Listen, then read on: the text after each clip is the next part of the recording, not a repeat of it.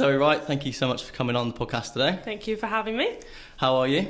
I'm really well, thank you. How are Good. you? Yeah, I'm alright, yeah, good, yeah. We've known each other for a while, haven't we? God, yeah, were you in Penryn school? Like junior schools? Like junior school? Yeah, and senior school. And senior school as well. I think So I'm just thinking like how far back, Yeah. like in school time. I think you're a year below me, I think. Yeah. And you got a sister, haven't you? Yeah, Naomi, She's a year older than me. Yeah, so we've known each other for a little while, yeah. Obviously you're local to me as well, so... Yeah, both local. Yeah. Both Cornish.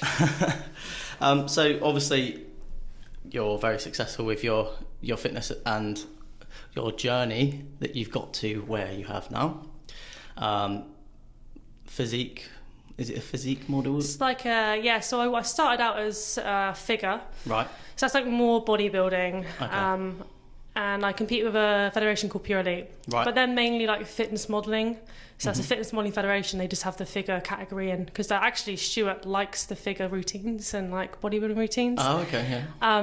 But what drew me originally to that federation was that they had a body transformation category, and obviously we'll go into it later in the podcast, but Yeah. because I had a stoma, an ostomy bag, I wanted to go for body transformation, which halfway through that prep I decided, actually I might try my luck at just figure. And then I decided the last year to go into fitness modelling, which is a bit more like glam, glitz and sassy, which was nothing like I would normally do. And now I've just kind of gone down that route and never looked back. Yeah. Wow. It's very strange. So obviously we're doing that and everything. You're doing your PT work. Yep. Online coaching. Yeah, so I do a bit online. I do a bit mainly online. Say a little bit, but More my recently. main sort of focus is online for the last 12 months. Right. But I also do some personal training in Penzance at Peak Fitness. Okay. Which is a local gym. Oh, I've trained there. I used to be a member. It's like insane it's gym. so good, isn't it? It's just like a bodybuilder's dream. That gym must have cost a fortune to get out. It's a really good setup. The owner has like really good taste and equipment. Yeah, he is a bodybuilder himself, so I feel like Right, that's just like bodybuilder's touch on it. Definitely. So how was life growing up for yourself from like a young kid? How did you find school and things like that? School was challenging for me. I feel as though I spent a lot of my years in school just self-sabotaging myself because I was never academic in like any sort of way. Like I was more like hands-on creative sports. We both kind of had a really big like sporty background growing up. Yeah. And that's the only sort of area I really thrived in school. Yeah. Same. Yeah. Just like, that's the only reason I went to school. Yeah. It was. I found school really, really tough. Looking back now, you're always on self-reflection. You're just like, oh God, like I could have done that a lot better. Yeah. I walked out of school with only one GCSE. Same. Yeah, same. I did. That was PE. Mine wasn't even PE. I failed PE. I needed 20% in my final exam to get a C. So I was like, walk it. I know everything about PE, thinking I know everything, and thinking I was going to get A star. Got a C. I was like, oh great, got D's and everything else. Honestly, like mine was food tech because I love food. Oh really? So I can make a banging cheesecake, but that's about it for But school doesn't teach you anything about life. No. It's like here, like my last day of school, I got arrested. Did you? Yeah, spent the night in a cell. Wow. Yeah. What happened there? Just got drunk. Oh right. Yeah, as you do on the last day of school with your friends. Normally we sign t-shirts. Yeah. High fives, but you. I don't. Yeah, again, self-sabotaging myself, and woke up in Camborne cells. Wow. Again, there was some issues that I had with growing up, just certain people walking out of my life, and then, on reflection now, they wasn't who they made themselves out to be. Yeah. And then obviously, you carry that on through where you're like, as you're going through like childhood and going into like teenage years and growing into a young adult, but you really don't understand it because you're not yet you're never really fully developed, but because obviously you're always learning. But I never quite understood like why this person acted in a certain way and just, you know, left us really pretty much in the shit, which, you know, kind of put a lot of strain on my mum and my sister, and, you know, it was a really, really difficult age for me, and it just kind of went just downhill. For a few years I just partied, took recreational drugs, like every single weekend. Nothing I've really actually shared online before, but, you know, I've got to the age now where I can actually reflect back on that and think, okay, like, I know that those choices at the time could have been better, but I've learned so much from them. Yeah.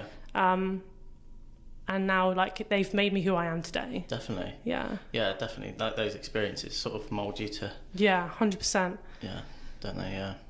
Yeah. So, obviously, things were a bit tough growing up. How did that sort of start the fitness journey? Was that an influence towards the fitness? Was that like an escape from it, or was it sort of focusing on putting your energy into something else? Or yeah, so I feel I was working at Rose Bakery at the time in the factory, and you know, it's quite a taxing job that like, you know, I remember walking to work, you know, I was only about 16, 17 at the time, walking to work crying my eyes out because I didn't want to spend 12 hours in that factory. Like, I just felt so isolated, and I was like, well, is this my life now? Like, you know, is this you know, gonna be me? I know what you mean, you know. You know, to be fair, that factory did teach me a lot of life lessons, and I met loads of cool people there. But I was just still at the age where I didn't have any like dependencies, and I could, you know, I was living at home, so I was like, I need to sort my shit out. Like, you know, I need to give myself a good chance in life. So I decided to go to college. I did hairdressing for 2 weeks, and that was it's a really terrible decision. And then I did art design for a year, because obviously the start of term had happened and I had nowhere to move because I didn't have the grades. So I had to do an art and design before I went into a BTEC, sports development and coaching, which I flourished in. And it was like the only time, because just before that I was actually diagnosed with or like, you know, had the screening for dyslexia, so it was the only real time that I'd actually flourished in any sort of education, because one, I was obviously interested in it, and two, I could understand how I would learn, and that was a lot different to what I was shown in school. I found, like, I thought I was secretly dyslexic. Yeah. So, like, I would hide away and do anything I could possible not to read out in class. Or do you know what I mean? And the anxiety, like, I can feel it now. My face would fill up red. Yeah. And I remember, like, in my last couple of years in school, I was in, like, the top set for English, and I was like, how they've made a mistake here. Like, I can barely read my own name. Like, and I know what that feels like. Yeah, and it's only sort of since probably like doing my job for the last 10-15 years that I've sort of had to focus on. Like, I remember when I was out with an engineer, and as an apprentice, and they go, "Oh, I need you to read that address out for me." And it's like, you know, like you know how like people have funny names and teachers can't pronounce it, but addresses are pretty similar. Yeah. And I was like, I think I just spell it out. I just got every single address wrong. And he was like, no. Yeah, that's not called that. It's called this. Oh, it's horrible. It's heartbreaking, isn't it? Yeah. And you know what? It is, and it's something I still hold on to, even though I've got like a foundation degree in sports rehabilitation and all these other qualifications. I still hold on to the fact that I didn't get my GCSEs, and it's so freaking irritating because it really does cripple you with anxiety, because, you know, GCSEs don't really teach you life. No, and to be fair, they only last for 5 years. So when I did my apprenticeship, quite a few people that were on the college course were a little bit older, so they were like 21, and they had to do something called key skills for the I had to do my key skills for uni. Even though they had GCSEs, they run out after 5 years. What? Yeah. Yeah, so it makes literally no difference. But it's still that sort of stigma. You feel like in school, you feel like you failed and yeah. you carry that on for the rest of your life. And, you know, it's only really recently that I've actually faced that again. It comes in like waves for me because, you know, when I was first diagnosed with inflammatory bowel disease, I suffered with night terrors. So I had like real bad night terrors of the anxiety that came with obviously the change of like my identity was completely changed when I was given that label. And then obviously like, you know, the fear of having an ostomy bag, and it would wake me up and I'd be in like floods of like just tears and I would be sweating. I had to have counselling for it. And I overcame that obviously over the years. But recently I've had a shift in my own personal development in like my job. So I've gone self-employed and, you know, that's quite scary. That's petrifying. Yeah. And I've been having really strange night terrors to do with that, of like self-development. My subconsciousness is obviously doing its own thing right now. You're struggling to sleep and your mind's getting mental. I wake up and I'm like, you know, I was like screaming the other night. I was like really panicking, and it was because I had this dream that my laptop, which is obviously like everything to my work, fell in the ocean, and I fell in with it. And I couldn't get out. And it was so scary. And I know that the sea represents emotions, and it was really like, you know, and that came from that sort of baggage I had with school and growing up and not feeling worthy enough of, you know, any success or anything in life that's gonna, you know, bring me fulfillment. And I feel like that's a big kind of wave that I'm currently going through in life now. Just kind of, you know, you're always kind of, I guess, riding that wave through life, but there's certain times it's going to be a bit choppier than others, and this is currently like I'm kind of getting out the back end of it now almost. I feel it's just developing, and it's just learning. It's uncomfortable. And I think sometimes like doing this, I'm a private guy, like or like my Instagram used to be on private, like same with my Facebook, and I keep myself to myself. I don't really, you know, have a lot to say. I just sort of get on with my own life, and doing this, it's something that I wanted to do, and it's a challenge as well, because you're putting yourself out there for people to judge you, regardless of what you care, what they think or not. It's uncomfortable, and I've sort of thought, you know, I'm just going to go for it and just put myself in an uncomfortable situation, because it is uncomfortable to start with, isn't it? It's when you talk to a camera or like recording yourself, you like, oh, what am I doing? Yeah, you suddenly just feel like, you almost suddenly feel a little bit judged. Yeah, and you judge yourself. Yeah. You're like, is this me? Like, am I trying to be someone else, or am I just doing what normal people do, or like, I don't know. You get all the self-doubt. Yeah, I try not watching myself after I film myself. Because I'm like, I can't, you know, when you get that, like, oh God, I can't listen to the sound of my own voice. I sound like a little squeaky kid. I can't do it. You think you sound like that, but you probably don't. It's just your own mind, man. It's horrible sometimes to you. So you just touched on the illness and everything. When did that sort of start to creep into your life? So it was a period of my life where I was feeling quite stressed. So at the time I was just doing my college exams. So exams, again, was just like a trigger for me, because, you know, it was something that I really wanted in school. I was like, I'm not really fussed about school. Again, self-sabotaging myself. I'm just worried about the weekend and I was like that. Getting my next bottle of Lambrini in me, you know. But it was WKD back in the day. Oh yeah, WKD, the blue ones. Yeah. Oh, rank. And Reef. I can't think about it. I could never drink that again. Smell of ice as well. Oh yeah. God, can't do it. No.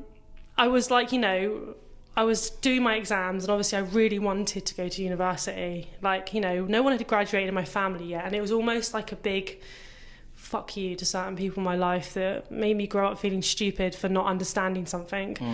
And you know, I was really stressed, and I started getting really bad abdominal pains, and I was like, oh, like, what's going on? Like, I've not changed anything in my diet, you know.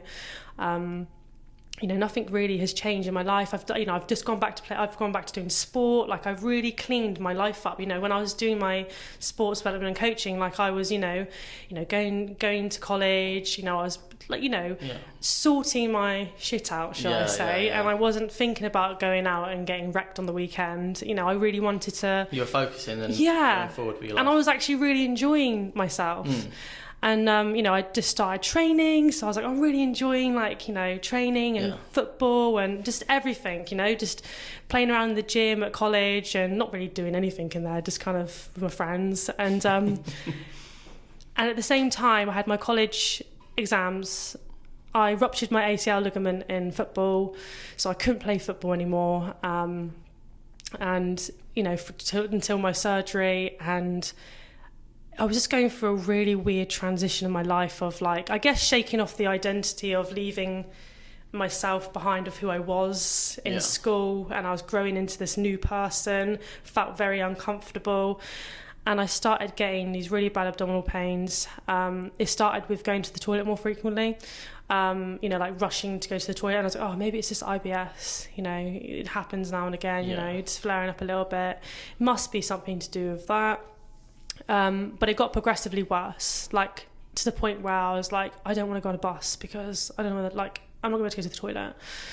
And it wasn't until I was on a college bus and I saw this, advertisement about bowel cancer, and it was increased sort of, toilet trips, blood in your stool, which I had a lot of blood in my stool at the time, but again, I was typical sort of young female, oh my god, I'm too embarrassed to go to the doctor. And I remember I actually rang the doctor on the bus and was like, can I book an appointment to see a GP? And they ask you what it's about.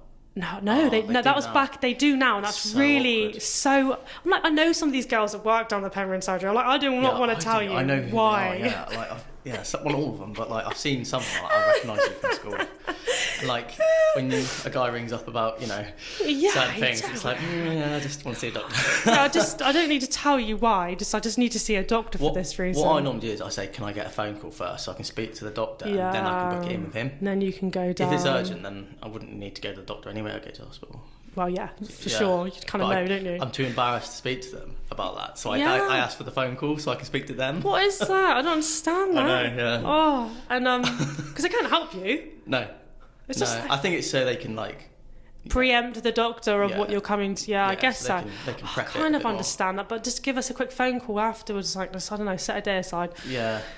But I went to the doctor, and luckily I had a really good doctor who's just said it could be inflammatory bowel disease. So I was like, well, I don't know what the fuck that is. No. So 6 weeks after, I got a hospital appointment to see a consultant, and I was then put forward for a colonoscopy. So for those listening, don't know what a colonoscopy is. It's a camera where they shove up your backside, and it is the most unpleasant feeling in your life. Yeah, I bet. And the prep is even worse. So you have to take this really powerful laxative. Honestly, it was.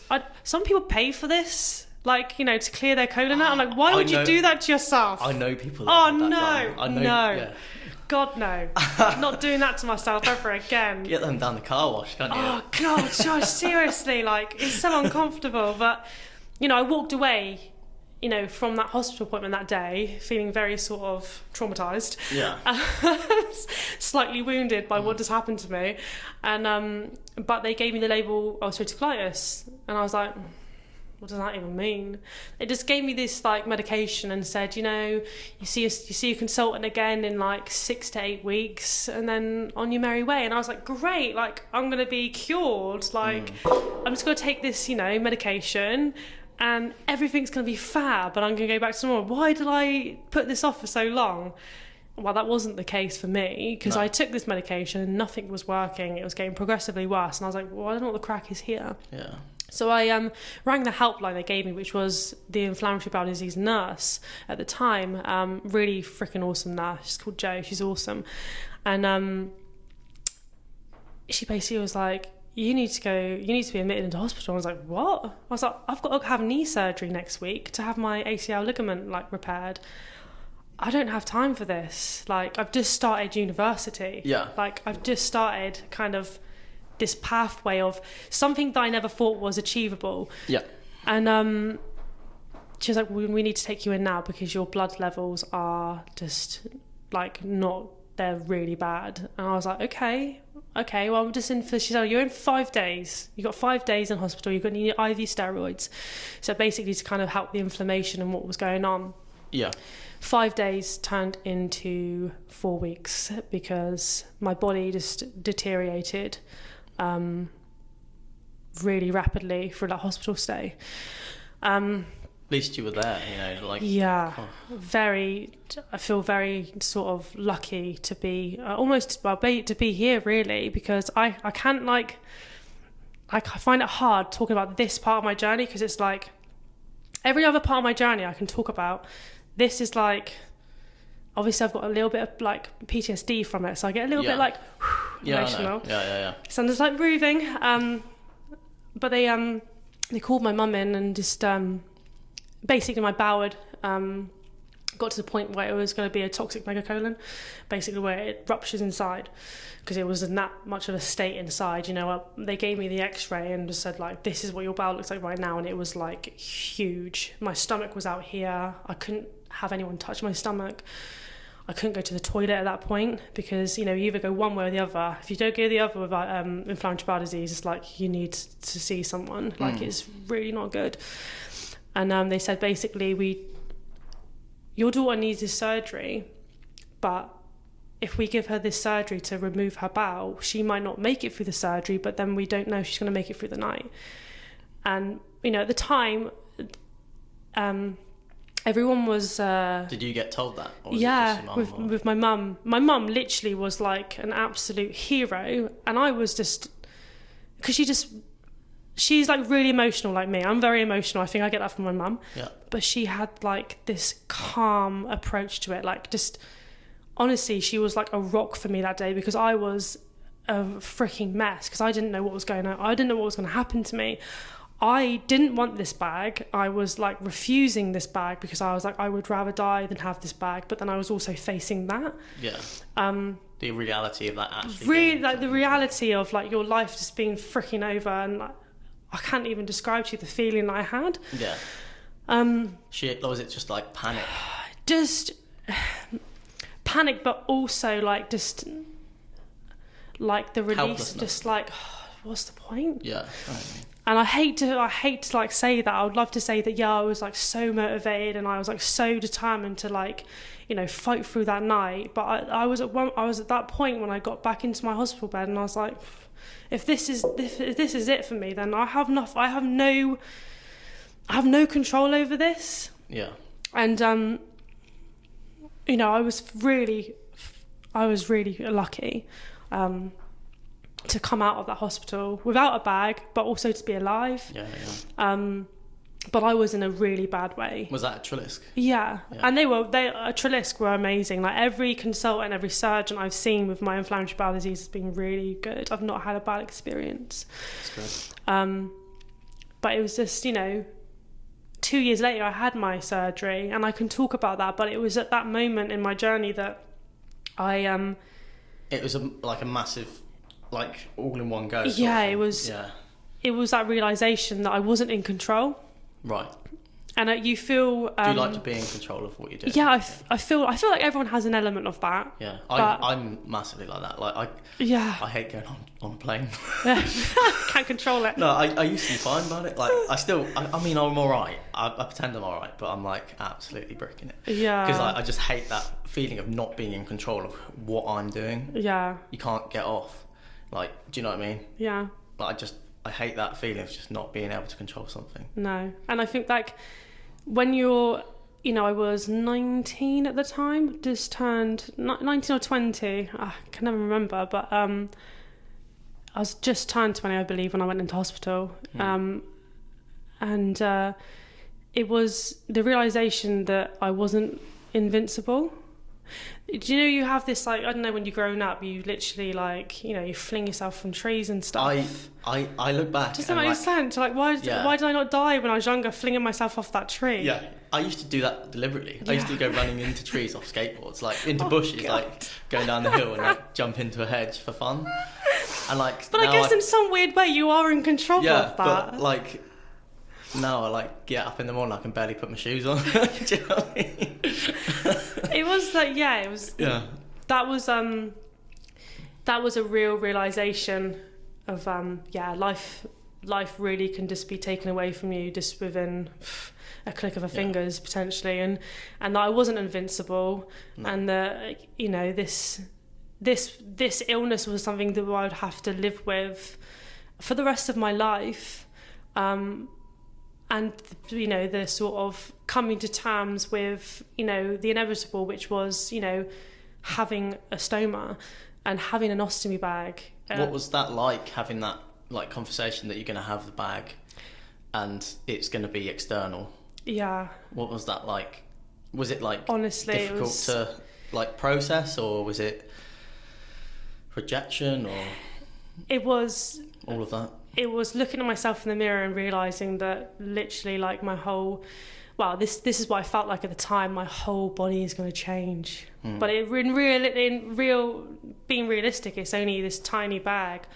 But as a young like female, when I was growing into womanhood, I was like, oh fucking hell, I can't deal with this. I would rather be, I had conversations with my partner at the time, Connor, and saying I would rather be dead than have this. And you have to understand that I do not want this ostomy bag. Is that because you thought you'd be judged by people? Yeah, and I didn't want to. I can't put it into words how it made me feel. Being faced with that at such a young age, because I don't know, at the time I never knew what one was, but then I just instantly kind of related it to older people. And it didn't help that at the time, they've changed it now, at the time a lot of the leaflets were aimed for old people, so a lot of the people on the brochures and stuff were old people. Yeah. But, I knew that when I came out of... That doesn't help, does it? No, it freaking doesn't help. But they've changed it now. There's a lot, they have really kind of, changed their sort of approach on stomas and within hospitals. And kind of, letting people know that it can happen at any age. But I couldn't... Even though I knew that when I walked out of hospital... after having that 4 weeks of just kind of battling with my body and obviously battling with my life almost, it was, I realised that I was going to have a bag at some point in my life. Yeah. But I really needed to try every single medication before giving in to that surgery. Last resort. Yeah, because I feel like I'm stubborn and I like to be in control. Yeah. And I could be in control of that. I could be in control of what medication I use. I could be in control of, trying to hold that off as long as possible. Yeah. And I was lucky that I actually I could make the decision to have the ostomy bag, whereas some people, I could have been rushed into hospital that time and just had a surgery and woke up from that surgery and had an ostomy bag. Yeah. And I feel like the 2 years was needed for me to get my head around the inevitable, which was obviously having the ostomy bag. What was it like having the bag on you? What was it like that? So when I first had it, it was very strange. It was like, oh, this is really weird, and I didn't. Did it feel like it was a temporary thing? Did No, because at the time they didn't want me to have the J pouch because they wanted me to have. What is a J pouch for people who don't know? So I've recently had my ostomy bag reversed. So basically what they do is they take your small intestine and they loop it around each other. Mm-hmm. So loop it, make it into like a J shape and staple it in through the middle. Very painful. Right. The after surgery was terrible, the recovery was so hard. But then they pop it right down to the bottom again. And then, literally, you just got a tiny pouch in the bottom of your pelvis that collects and obviously holds your stool like an ostomy bag would, but obviously it's the inside and it's your own intestine. Wow, that's amazing. It's really freaking cool what they can do these days. How good is that? It's insane. Yeah. So is that now, can that be a first option, or is it something you'd have to have reversed before? Would you have to have a bag externally first before you can go for that? Or yeah. can they just go straight for that? So ideally they do it, ideally they do it in 3 stages. Right. So the first stage is what I had done when I had my complete large intestine removed, but they keep your rectum in. Right. Because they don't like to play around in the pelvic region, especially females, because if they start playing around your pelvic region, it can shift where your sort of reproduction system is, and you can collect scar tissue around your fallopian tubes. Okay. So they try and keep that part in, but that part still has, unfortunately, inflammatory bowel disease, and because obviously colitis affects just the large intestine. Yeah. Crohn's, however, affects from your mouth all the way to the bottom.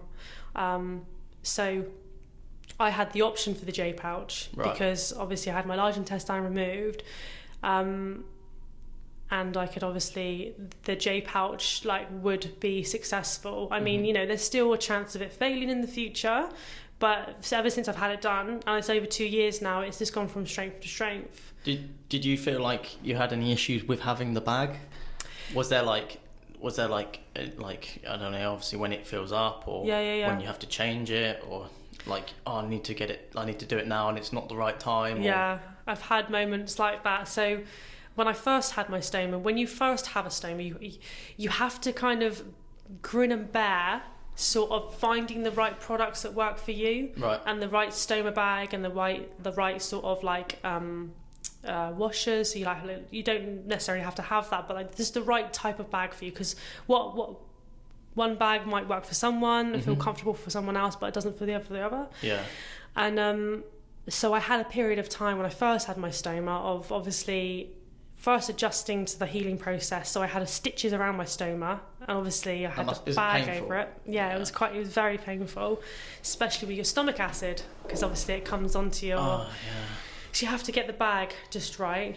It took, when I first had my stoma, it took me about 20 minutes to change my ostomy bag. And then by the end of it, after the 4 years of having one, before I had my reversal, I could do it in the dark. Wow. I was just so used to changing it.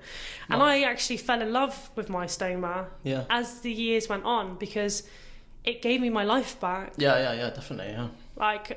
I'd never felt so well, and I remember going to my surgeon 6 weeks after having my surgery and said, I really want the J pouch now, and he's like, I'd rather you wait till you have to have kids, because obviously we don't want to mess around your pelvic region. No. And I'd rather you wait a year at least, because you need to heal, because you've been ill, you've had a lot of surgery, and you've not been very well for a long time, so you need to give your body a chance to recover from, especially being under the knife for that long.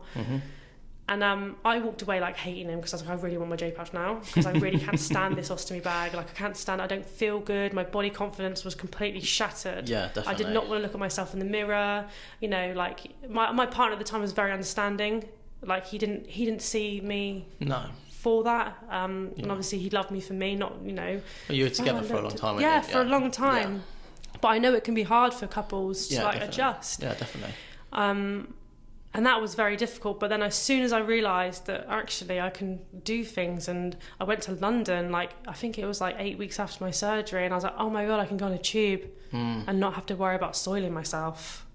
For me, that was because I couldn't drive. It got to the point when I made the decision for my surgery, I couldn't drive home from Truro when I was working at a bakery before soiling myself. I literally hit Norway Inn Road. Yeah. And I was like, well, that's it, done. My nan, she's got a bag, and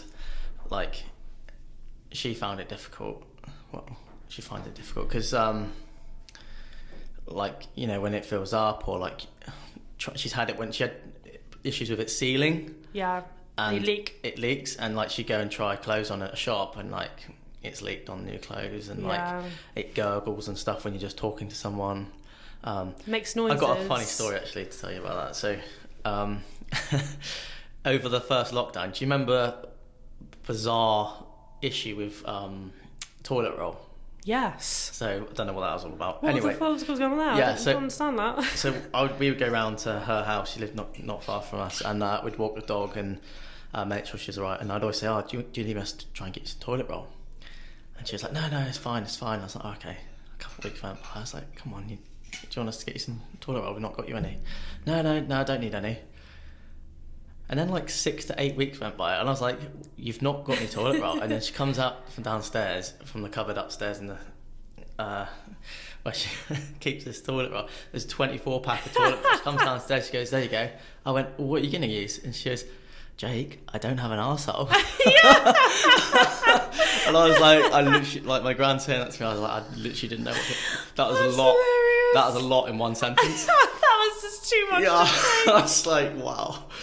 Like, oh, that's I was brilliant. that was just so much confusion. I didn't really know what to say. I was like, okay, right, well, that sums that up, and I'll take the toilet roll. Yeah. Yeah. That's the thing. Like, if I didn't have my J pouch now, because I had to have, basically, I would have still had my stoma right now if I wasn't having issues with my last bit of the bowel, which is obviously my rectum. I still had really bad colitis there, and I was, I had the urgency, like I needed to go to the toilet. Obviously, I had nothing to go to the toilet with. Yeah. So I had this really big phantom pain. I was passing lots of blood still. Yeah. So that was when me and my surgeon said, like, okay, you need to either decide to make your bag permanent, which is when they remove the rectum, they sew your bum up. That's and you have a Barbie butt. That's what a lot of people call it. Yeah, Barbie butt. That's cool. I like calling it that because it sounds cute. Yeah, that makes it sound so much better. Or try a J pouch. And the one thing that was holding me back from trying the J pouch to start off with was like, I don't want my life to be like it was before. I do not want to be like worrying about where the nearest toilet is. I don't want to worry about anything like that. But I end up kind of saying, like, what if I have to do the what if, what if it works? Yeah. If it doesn't work, I know I can go back to a stoma. If it does work, I don't have to live with a bag. So I made that decision, and I just went through with it. And I'm, so far, touch wood, I'm very happy with my J pouch. Yeah. Last year was quite tough, like adjustment period of it. How did you find going on stage with a bag? Do you know what? When you've got that tan on, you feel like someone else. Yeah. Because you and you've got like the glitz and glam. I almost felt like I was a different person. Were you quite well known when you had? No. So you felt like nobody knew you, so it didn't really matter anyway. Yeah, that also helped. So I was, my main aim when I first started competing was just to break the stigma and that real crippling anxiety I had when I first found out I had inflammatory bowel disease was what other people would think of me, and would they think I was gross, or just everything that comes with it, because everything you feel on the side, you project it outwards, and you think everyone else thinks that about you. Yeah. And I was like, you know what, fucking stuff this. I'm gonna do something. And training was my therapy anyway. Training was always my therapy when I was diagnosed, and I was like, I need a challenge. And 10 months after my surgery, I went on stage, which was... That's crazy. Crazy. That's amazing. Really freaking crazy. Yeah. So... I cringe looking back at my photos though, because I definitely could have done it better. Yeah, but you've got to give yourself... Like, that was... from where you started... Yeah. To, like, obviously you were training before, but like where you started from that setback to getting on to a stage I didn't think about it. I was just so excited to get on stage, because prep is a really hard process. Yeah. It's challenging. It's more of a mental battle than it is with physical. Like training nutrition is like easy. Like you just have a routine. You go onto an autopilot when you're on a prep. Like you just know what you're doing. Yeah. But it's the mindset of like, oh my god, like my fear was, oh my god, if my bag falls off, like just stupid things that never going to happen. It's never going to happen, but it's then saying that, self-doubt. 2016, before I went on to I actually got my pro card that show, my bag leaked 20 minutes before I had to go on stage. And I was like, oh shit. And I almost forgot how to change my bag. I had my friend with me, and she was like drunk on wine a little bit, and I was a little bit like tipsy because I just had a little bit of wine to kind of pre-calm my nerves. Yeah. And I was like, I don't know what I'm doing. Like, I've completely forgot how to change my ostomy. Just why you got all the tan all over you. And like not to get water over my... Yeah, that was quite stressful. Wow. That was like, oh no, my god, this could go so wrong. So that's another prime example of it just sort of... You just have to roll with it. Yeah, you just got to go with it. Yeah, but it was It was one of the best things I've ever done. That feeling of walking out on stage was the first time in 2015 when I had no people looking at me, no expectations or to perform, no expectations for placing. Yeah. That was my favourite show. And I won the overall 2017. That didn't beat the feeling of walking on stage for the first time in my ostomy bag. Hands down. Wow. Still to this day, it's like I think that's a bigger achievement going on with a bag. It was like makes me like a little bit emotional thinking about it now, because like it takes me back to like, oh my god, I'm stepping on a stage in a tiny bikini, right? With my ostomy bag out. Yeah. And I just never thought I'd never thought in a million years that was going to happen. No.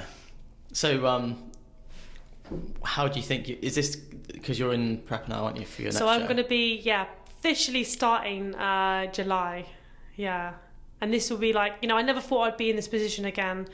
I came away from the world in 2017, was like, right, I've accomplished everything that I wanted to accomplish, because when I first went on stage in 2015, I qualified for the Worlds, but I had to have emergency surgery literally like 2 weeks after that show because my bowel twisted. Is that because, do you reckon, of I ate a runner bean. You what, sorry? I ate a runner bean. You ate a runner bean? Yeah. People listening now know this story quite a lot, but I ate a runner bean and it fucked my shit up. Honestly. Wow. Yeah. So just didn't agree with you? No, it just there's so with when you have any sort of bowel surgery, especially with a stoma. Was it an accident?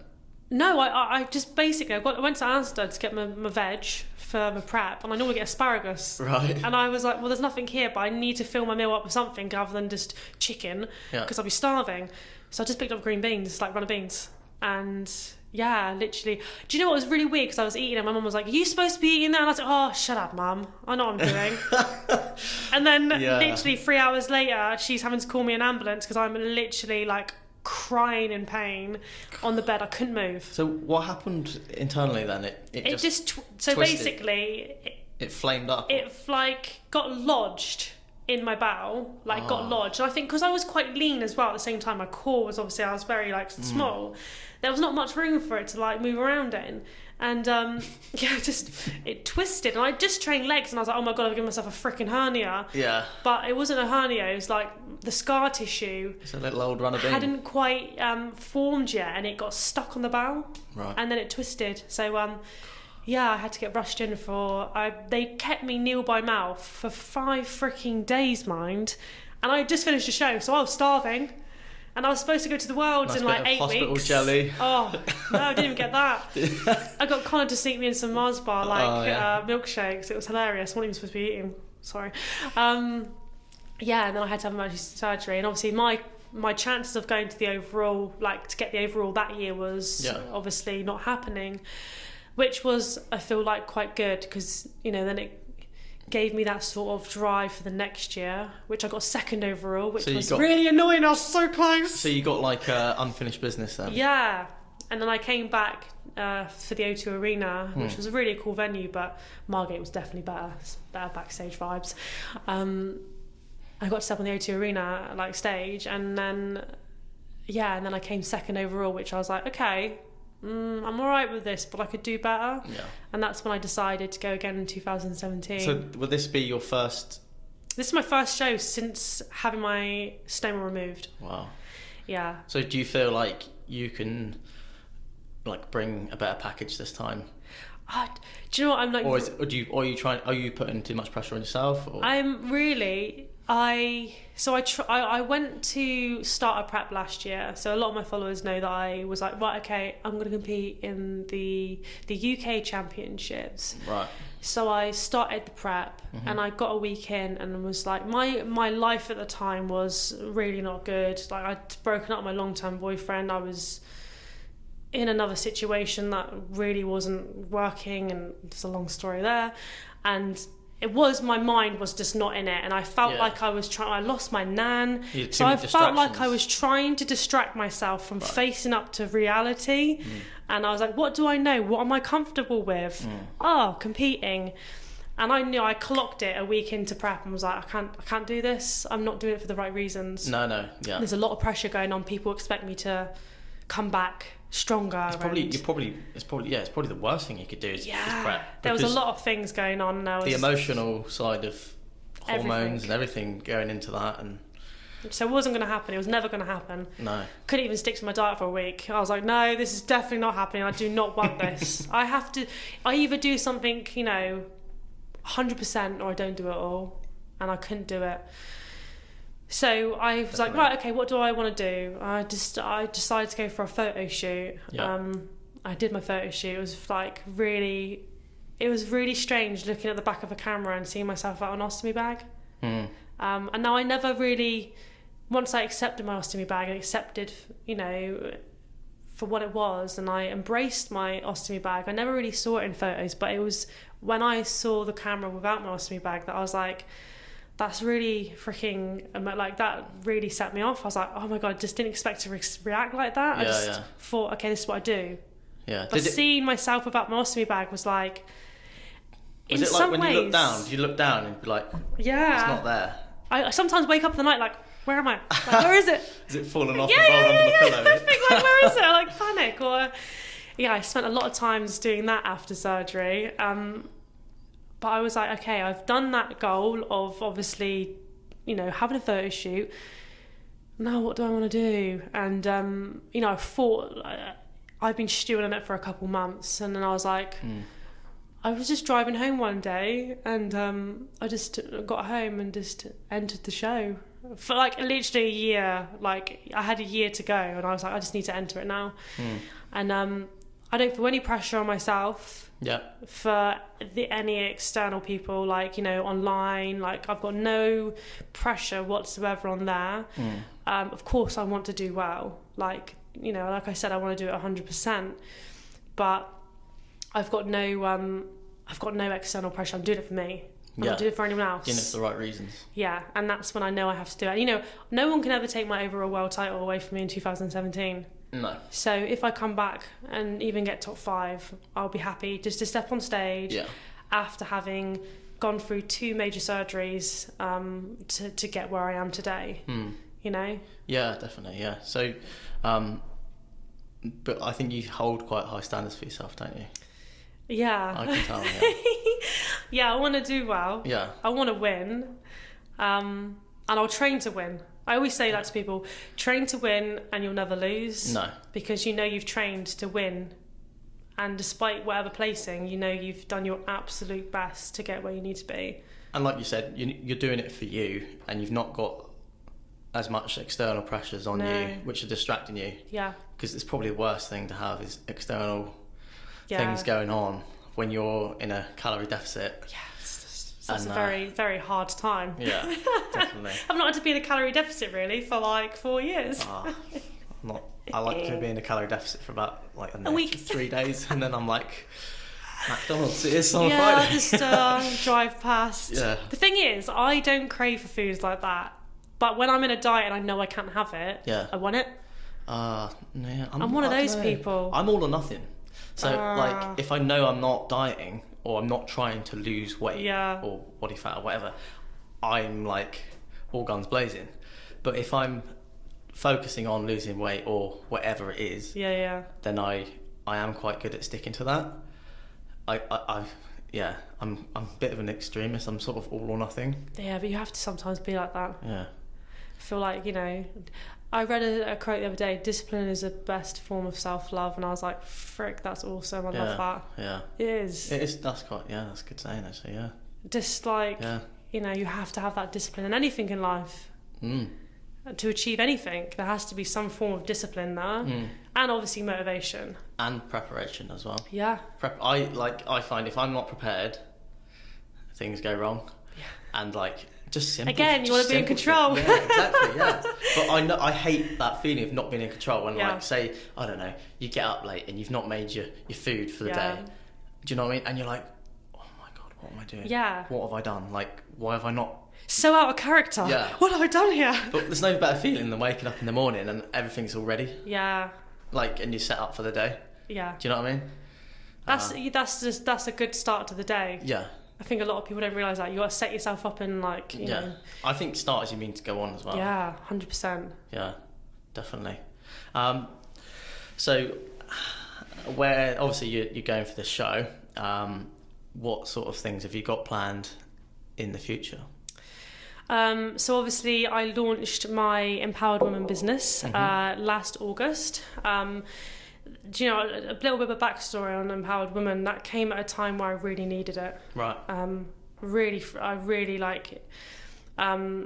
So I've spoken a little bit about this online, but I haven't actually like kind of spoken about it like in, I guess, just kind of like this. But in April last year, I had a miscarriage. So I went and had my 12-week scan, and I had a miscarriage. And, you know, now on reflection, it was a blessing in disguise, because the person that I was with wasn't who I thought they were. There's a lot like behind that story. Right. Can't really go into that. No, that's fine. Obviously. But it was a blessing in disguise. But at the same time, you know, 4 weeks later, I came home, like, away from that. So I had this miscarriage, was a really, you know, I was always told by my surgeons and consultants that, you know, you're going to find it really very difficult to get pregnant. You might need IVF. And, you know, this was actually spoken about, this was planned. And I didn't expect to fall pregnant so quickly. I fell pregnant straight away, which was like, well, like, for me, I didn't expect that was going to happen. No. I guess a little bit naive as well, on that front. But, you know, it was lockdown. I was away from my family. I was in Plymouth. And I was like, you know, okay, you know, it's just, you know, going through the motions of this. And I went to my appointment, and unfortunately had a miscarriage. And I had to deal with everything that comes with that. Your hormones all over the place. You know, the sort of emotional sort of the draining sort of factor of that is you know, for any woman, 1 in 4 women have a miscarriage. It's actually quite scary when you think of that figure of their first pregnancies, 1 in 4. And I never knew that at the time. You know, I had no signs of a miscarriage. No. And I only found out on the day. So I went through that. And then a week after, I was contacted by 2 local PTs that I know very, very well, 2 S&C coaches. And I worked with them in the past at the sports centre that I was working at the time. So I've known them for about near enough 10 years now. I know they're well knowledgeable. I know they're really, you know, well known in their field. And they said, do you want to do a collaboration and start an online platform? And I said, yes. Like, I really need that right now. I need like a project. I need something to come out of this really horrible time that I'm going through. And that was when Empowered Women was born. And, you know, that has really given me like my purpose back. Oh, that's great. Yeah. And since having my purpose back of starting this online platform to inspire and motivate women all around the world to just use health and fitness in a positive way other than a punishment, you know, it's almost kind of relit my purpose in what I want to do in life and who I want to be. Yeah.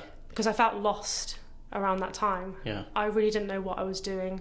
There was a lot of going on, you know, previously, before that, you know, just prior to that, I lost my nan to terminal cancer. Yeah. Me and my long-term partner of 10 years broke up.